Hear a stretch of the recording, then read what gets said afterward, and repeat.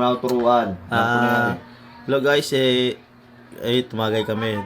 Dinayo ko sila rito dahil para ano kami rito. Inom, tama-tama. Tamang ano lang 'to, tamang ayos, tamang sira. Ewan ko ba rito? Kung ano yung ginawa nito pamaking ko. Tama lang. Dumayo ako rito dumayo ako kasi nagharap ako ng makakarwash ng motor. Napunta ako rito.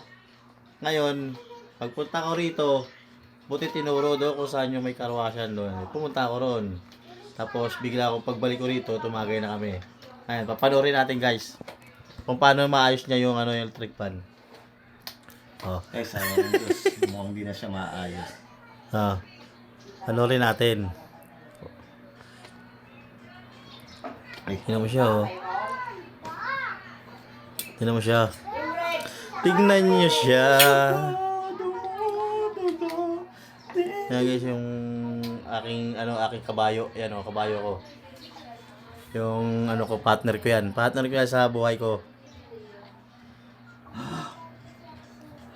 Ang ibig sabihin, hindi siya. Ito. Hindi kasi tinatandaan kung saan nakakabit yan. Guys, huwag kayo magalit Tignan mo nga Basta kabit lang siya ng kabit Magkakala siya ng electric fan. Hindi niya tatandaan.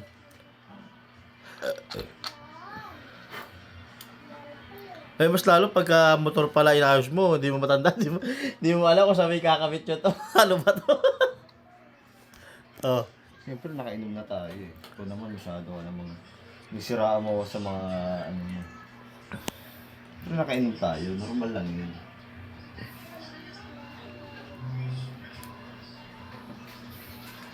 Okay? Walang okay. Next. Wala na. Naglaga na yung mga yan. Wala ate, laglag na yung mga tornilyo. Kulang na. Papayaran mo yan. Abangan mamaya kung gagana pa. Bago pa naman yung electric fan na gagawin. Guys, abangan nyo mamaya kung gagana o puputok Stay tuned. Lagay mo na yan. Sabi pala, stay tuned. Stay tuned. One-six yan, bili ko. 1.6 daw yan. Paano yan, Son? Kala mo 1.6 yan. 1.6. Tapos, hihingi ka pa ng 150 pag naayos. 250 na to. Kung maayos.